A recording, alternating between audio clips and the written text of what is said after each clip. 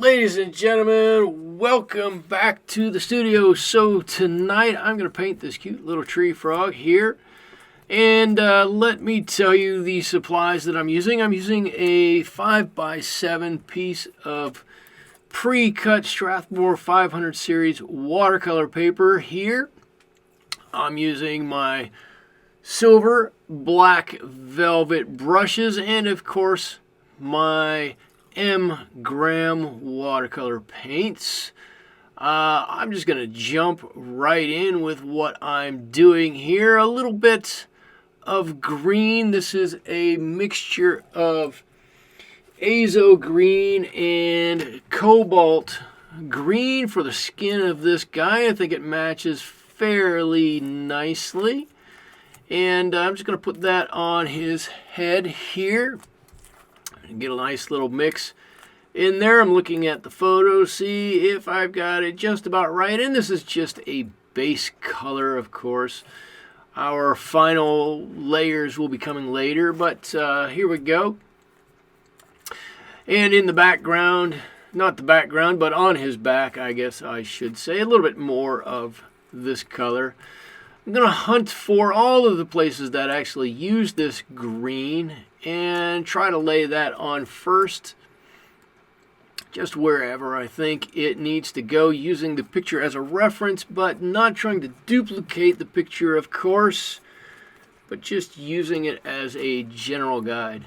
What I'm doing there is just taking off the hard edge on that green. I don't want it to cause a tide line or a hard line there, so that when I lay in the orange next to it, it'll lay down really nicely right next to it. All right, and he's holding on to some kind of bud or pod there, and he's got his top hand on the top side of that, which I'm painting right now, again with a mixture of cobalt green and a little bit of azo green in there to warm it up. A little bit more on the cold side of it, more of the azo green as it's back there on his back legs. But just putting it down and providing a nice soft gradient as it goes from the outside of his leg to the inside. And again, oops, I'm sorry, not again. I'm sorry, I've got a mixture of gamboge and a pyrrole red here to make a nice orange that I'm going to use for his underbelly under there. There we go, just dropping some color in. I'm not too worried about getting a good gradient, not too worried about making him round at this point. I'm just trying to get in a little bit of base color, and you'll see I'm putting it on basically everywhere around this guy. I'm going to use one other color with him to fill in those places. He's got a little bit of blue. That will be turquoise. But we haven't gotten there quite yet. Still laying in just a little bit of this orange that I'm making. Here it goes.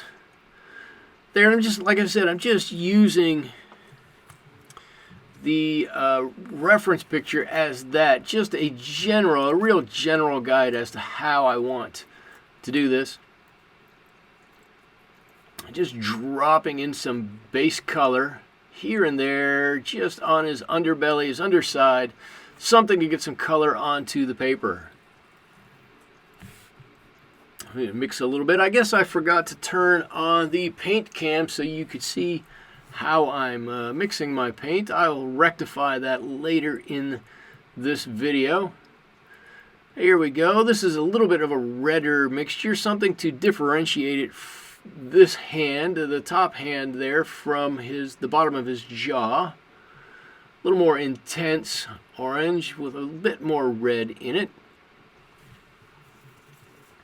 And there we go. I should say I'm using the silver black velvet number 8 brush here, just to drop in this color. There we go. I want to get a little bit of color density on the outside of his arm something to differentiate his arm from the underside of his belly there. So that's why I've just kind of intensified the color there on his left arm. All right, and I need to lay in a bit more of this orange color on his other fingers. I guess they're called fingers for a frog too. His digits anyways. There we go. Mix up a little bit more. Put it on there, and again, I'm blending this out. I don't want a hard edge on this. I want this to blend very smoothly from the orange to the green color of his arm. A little bit more to help differentiate that arm from the color of his underbelly. And I need to blend that out. I don't want that to be too hard of a line, but I'm going to continue to make a differentiation by adding a little bit of green, which you can see there, and blending that out, and that will make a distinct line between his arm and whatever comes behind it, which is of course his back foot, because he's grabbing onto that pod or bud or blossom that he's holding onto. There we go.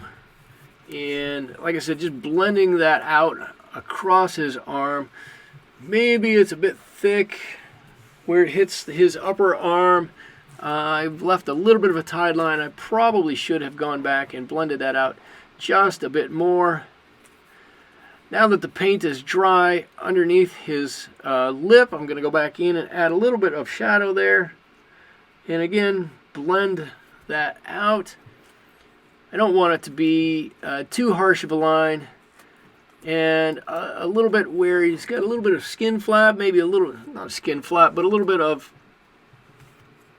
a deeper shadow underneath there. Give him a little bit of texture at this point.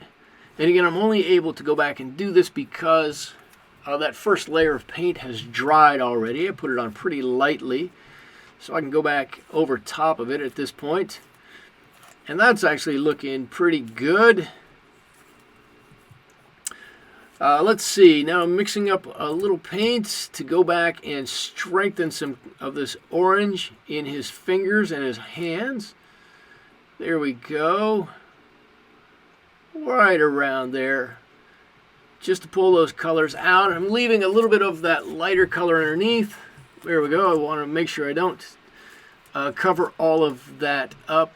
And that's going to be a nice highlight on there. It'll have just a tint of color from the first layer of paint, but it won't have too much. So it'll look like a nice highlight. All right, he's got a nice blue spot on the bottom of him. He's actually got a few blue spots all over him. I'm going to put that on, and again, I'm using turquoise for that. I'm going to dilute my turquoise, maybe add a little bit of Payne's gray, and I'm going to use that as his eye colors. There we go. Just the base for his eye. And I can go right over his pupil because his pupil is so dark that it's going to cover whatever color I put down there as the color of the base color of the iris of his eye. There we go. And a little bit darker green around his eye, anywhere that I think there's a shadow that needs to be brought out, or maybe something in low light, not necessarily a shadow. There we go. Drop in a little bit of that color. Again, that's cobalt green with a little bit of azo green. I'm using M Graham. It's called azo green in M Graham. If you're using Daniel Smith, it's of course called green gold that I've mixed it with. The cobalt green is still cobalt green, but that nice buttery yellowy green is either green gold or azo green. All right, and now I'm working my way onto his back feet, which are holding on to the back of this flower pod or bud. I'm not sure exactly what it is. It's definitely a flower that hasn't bloomed yet, but I'm not sure what you call it. I'm going to darken a little bit behind his head to help us bring his head forward. I don't want to darken his head. That might push it back into the painting a little bit, but if I darken what's behind it, it should bring his head forward just a little bit. There we go. That's looking pretty good. And then blend that out so it matches, or so it meets the rest of the orange in his fingers. And I'm just looking to see right along the top edge of him. I'm going to darken him up and blend out the inside. That's going to hopefully give him a little bit of roundness to his back. Just a little bit. We don't need to do too much there. There we go, and that definitely looks like it's added a bit of roundness to him, and in addition, it's brought his head forward by pushing his back further, just like we did on the other side of his head. Alright, and now I'm starting to add some depth and detail to his body on the right-hand side.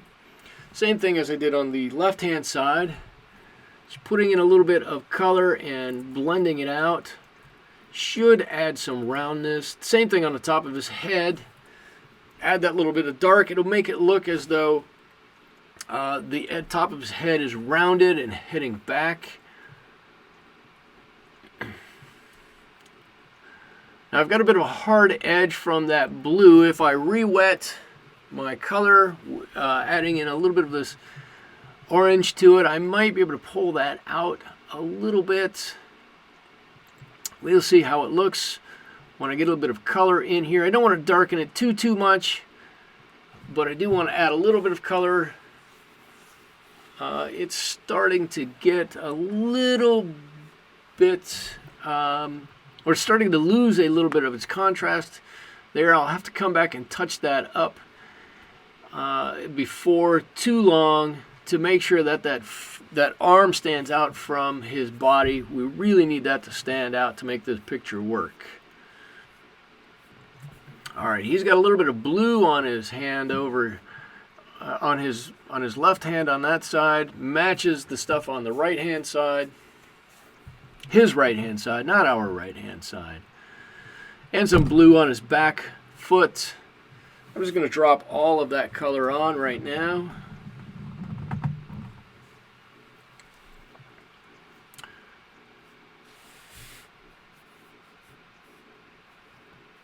Mixing up a little bit of paint here, trying to get my colors right. This pod, this bud that he's holding on to is mostly azo green. I put a little bit of olive green in there to bring the brightness of that azo green down a little bit, but it is mostly azo green, or green gold if you use Daniel Smith colors. And I'm just deciding what is not his hand in this drawing and what is that flower pod, and dropping in a little bit of that color, just about like that.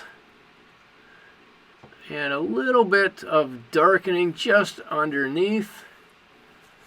There we go. To differentiate the flower pod from the frog. We go. This will all. We'll go back over this another time and really bring this to life. You'll see it in just a minute. Okay.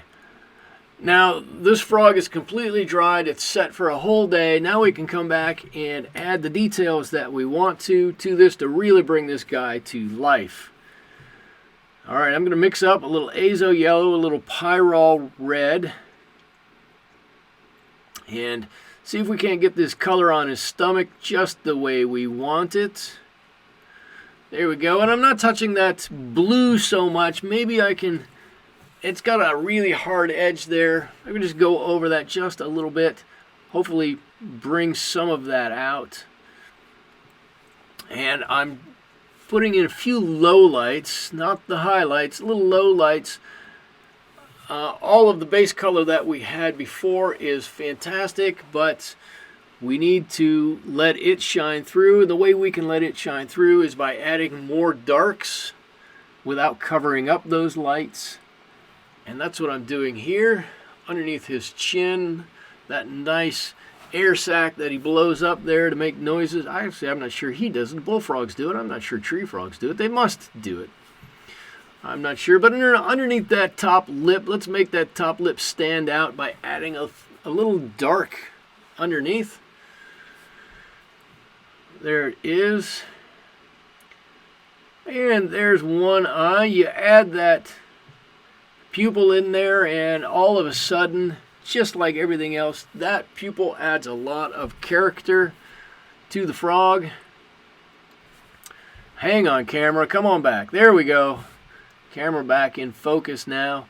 I'm going to try to add some value to a few areas just to darken it up. And as we darken up the area, it's going to make the lighter areas pop a little bit more.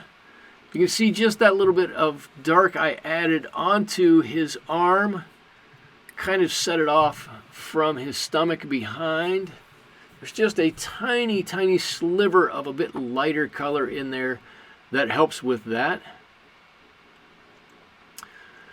All right, and just filling in all of those white areas where his toes are, white areas in the drawing where his toes are that we didn't cover in the first layer of painting, and really darkening up a bit of shadow on this this bud that he's holding, that the frog is holding on to. There we go, making it look a little bit rounder. You can see what it looks like in the original picture, and I'm just trying to see if I can help duplicate that a little bit, or recreate some of that anyways. There we go, and I'm blending it out. I don't want a hard edge on any of that. And there is a bit of shadow underneath each of his toes. Just dropping that in. There it is, and you can see as I put in the darks, the frog really starts to come off of the page, or off of that bud, that flower bud, a little bit. The darker you make that, the more that frog stands out a little bit. There's a line I just put in for the edge of that bud, where it's going to break apart eventually when it blooms. All right, a little bit of a lot of colors there. Got some Hansa yellow in there, a little bit of cobalt green. Just trying to look at the values on the picture and find something that's close to that and mix that up and put it on our painting.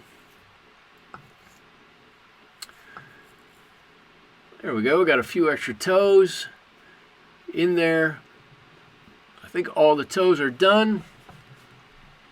Now we can really start adding some low lights, darkening up, adding a few values here and there. It won't be too much longer and this guy will be done. Around his eye, just a little bit, that socket. I've got to blend that out. It's a little too dark. A little bit on his nose. Too much. I think that's good. I'm going to leave it like that. Mixing up a little bit more of my yellow, just trying to add what would be the dark side of all of these toes. There we go. Somewhere where just a bit of shadow on here to add a tiny bit of contrast. Again, to make those lighter spots stand out a little bit more. We really want those to pop to give him some dimension. All right, and we are coming down the home stretch with this guy. I think he's looking pretty good. Got a little bit on this stem I need to put on in just a second, but there's not too much more to do on him. There we go. There's differentiating one toe from another toe inside that blue, and a little bit of dimension down on his back foot, and a little shadow there. Now I am going to cheat when I do this. When I really want to grab some highlights, you're going to see it in just a second.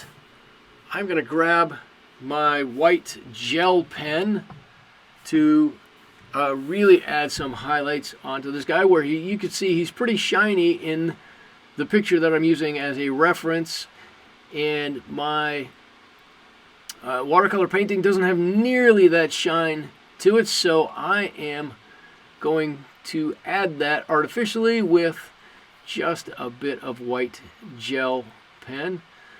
Here I'm just adding a few details right around the outside of his eyeball, making it stand out, trying to make it look, trying to make it resemble the picture, not look like the picture. I think I've done a fair job. One last little bit here I'm going to draw on. There we go, a bit of a mouth. I think that's good.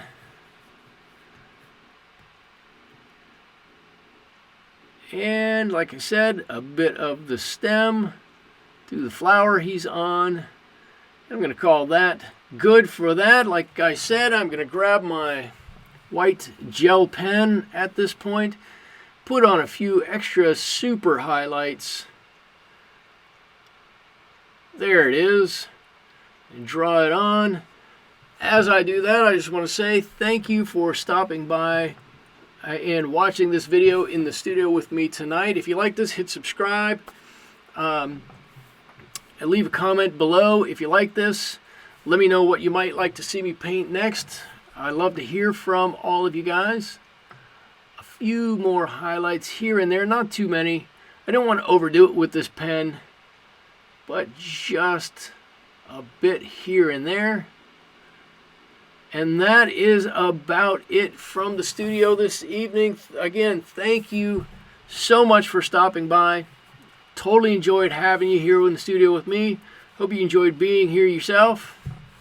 Until next time, take care. Thanks so much. And bye-bye.